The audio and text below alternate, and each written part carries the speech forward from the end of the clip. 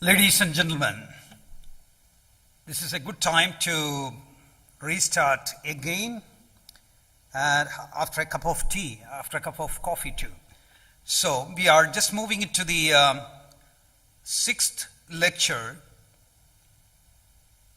This is going to be, the topic is going to be the big data and HPC with VMware. This is going to be delivered by Dr. Laurie Scott. He has actually the former qualifications in avionics and electronics, and he has served about 5 years in the Air Force. In addition to that, he has 20 years of service in IT industry. He has worked with IBM, HP, Sun, EMC, Hitachi, Symantec, and now with VMware for such an amount of time. He is in charge of the activities in Saudi Arabia. He is the senior systems person, and he looks into the cloud and then big data and then matter expert for the MENA region. And more than having 5 years in the Middle East, I am sure that he is going to reflect upon his experiences and the way in which big data is dealt by VMware. I cordially invite Dr. Laurie Scott to take over the platform and deliver the address. Thank you. Sure. Thanks. We're online. Hi, with that introduction, there's no need for me to introduce myself, it seems. Some of you in the room I've already met and know from previous interactions. Some are new to me. My year's experience, as you heard, just about every major vendor at some stages has had a piece of me. You might be asking yourself, why VMware? We don't have a database like most of the other bigger players, IBM, Microsoft, Oracle, in this space. But it's more about what we do in this space rather than the applications we provide for it and how we enable the big data environment. Some of this you've already heard multiple times today, the reasons for big data, why we're doing it. The 4 areas we focus on, obviously cloud being one of our major, we are one of the biggest cloud infrastructure companies in the world. So this is cloud is very important to us. Applications and end user are the reason for big data. This is the driver, as you heard from my colleague from Microsoft. The main driver is the end user. We've seen a lot of issues in the developer space, a lot of changes. Traditionally, we stuck to very unique tools. Now we're seeing far more functionality, a lot more tools, a lot more development has been shifting towards Java from the traditional C's and .NET's environments. And then data volume, the whole reason we use the terminology big data.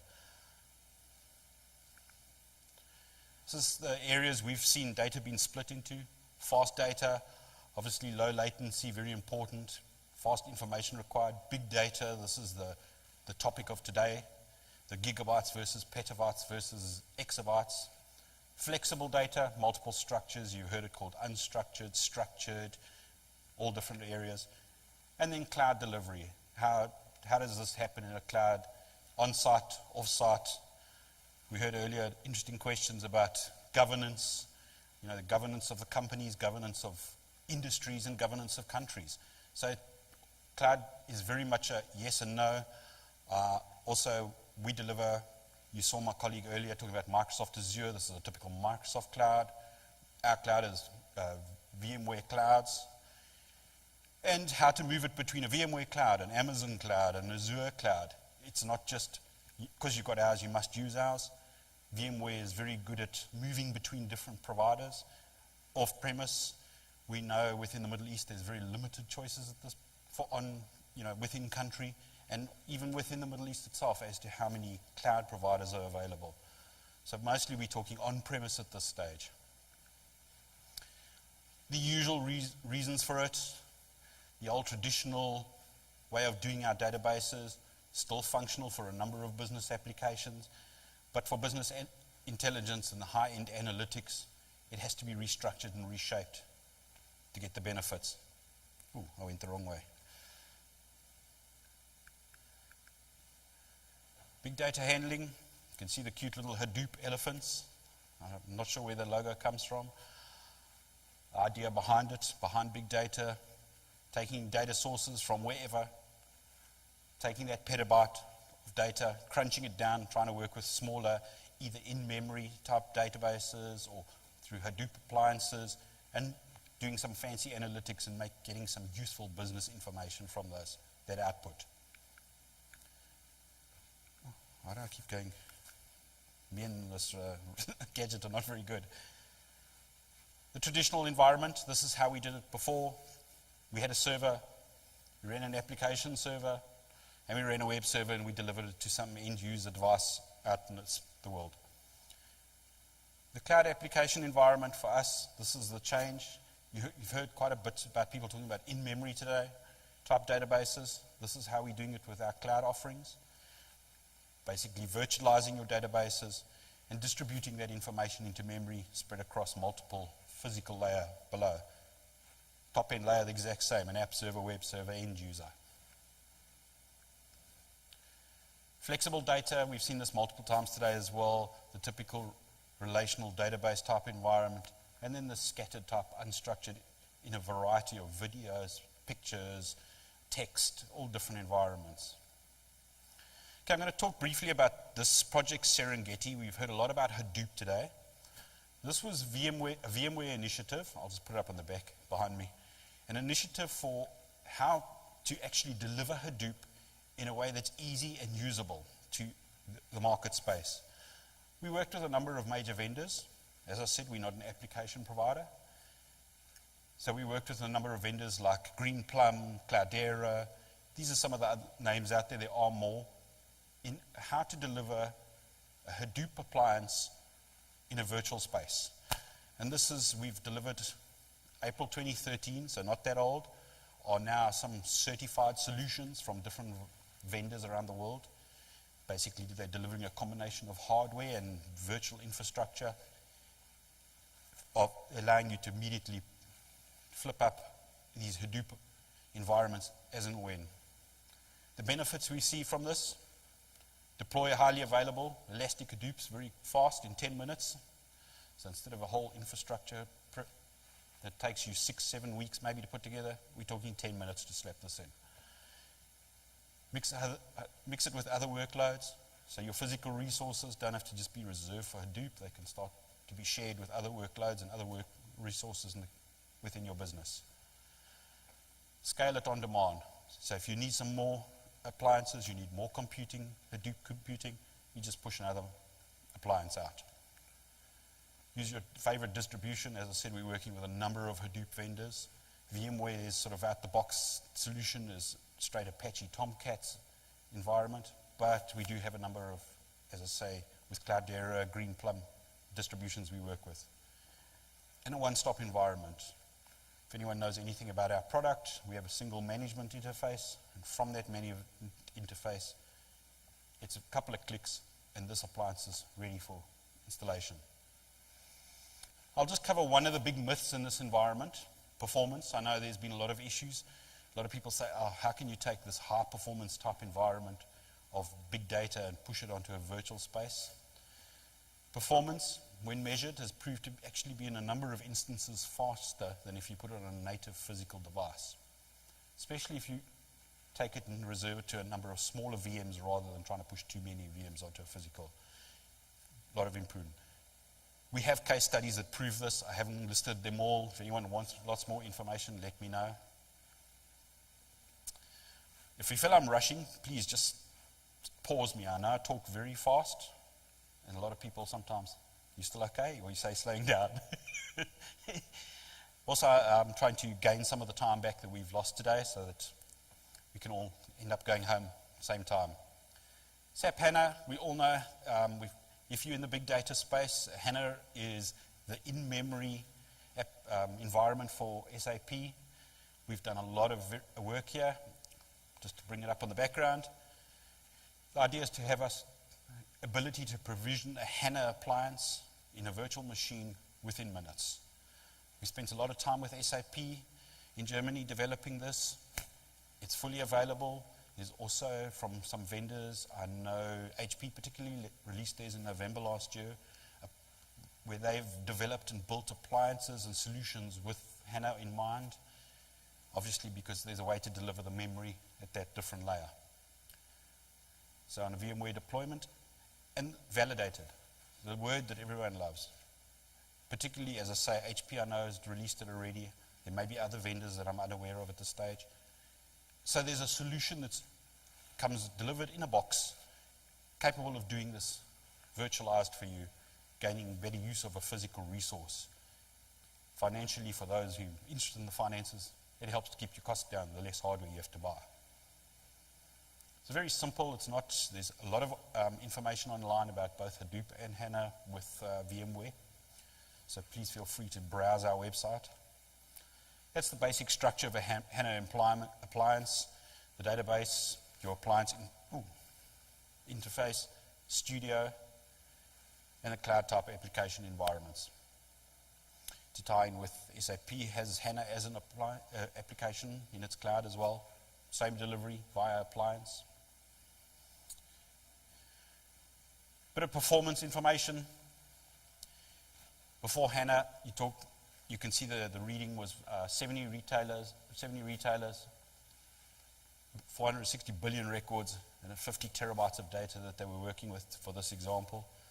77 minutes before HANA, 13 seconds later with HANA. And then if you introduce virtualization, you take a bit of performance hit, and you 14.6 seconds.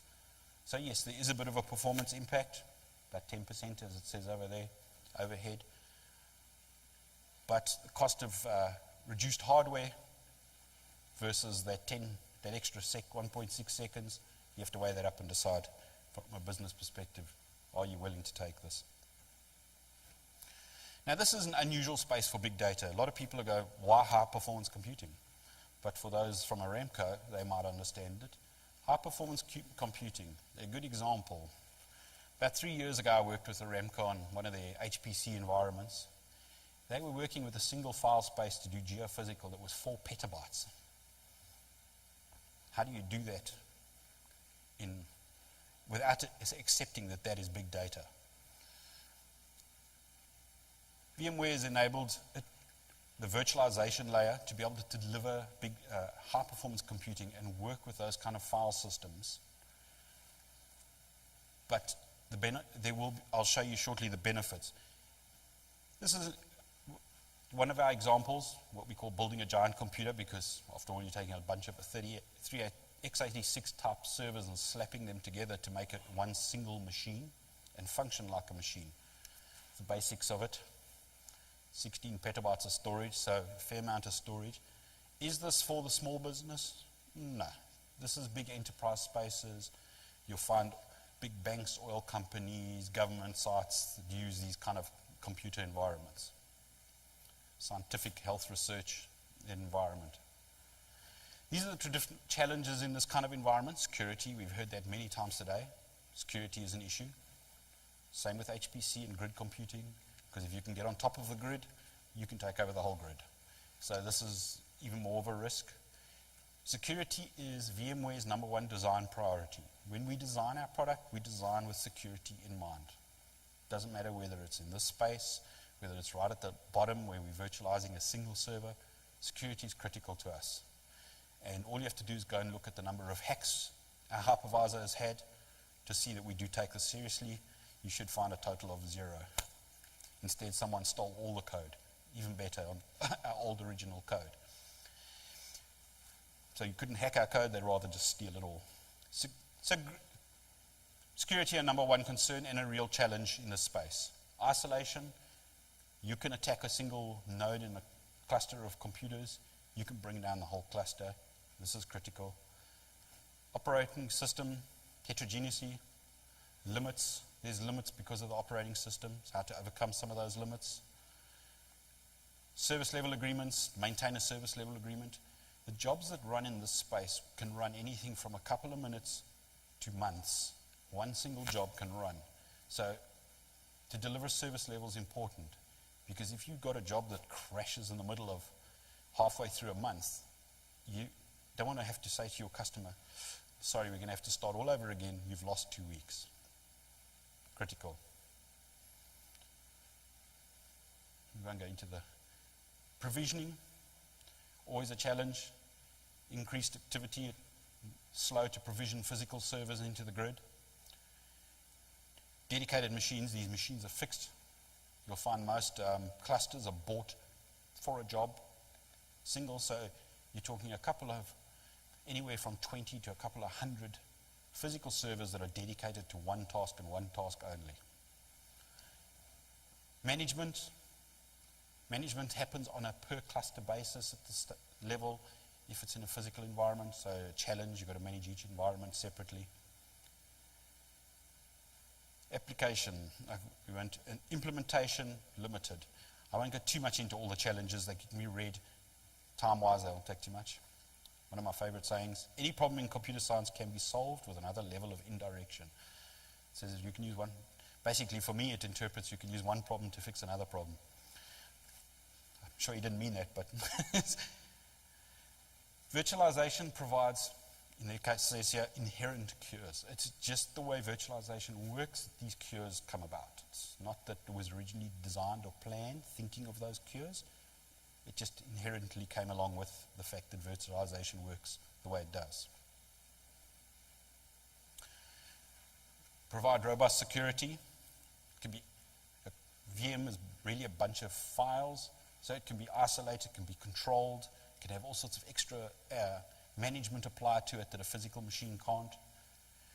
If it crashes, has no effect due to isolation, you're not going to lose as much. There's a different way of handling virtual machines when they crash. So different. Service levels can also be guaranteed because you can control CPU, you can control memory, bandwidth. These are all things you can control with virtual machines. It's not, here's a physical, that's your CPU, memory, etc.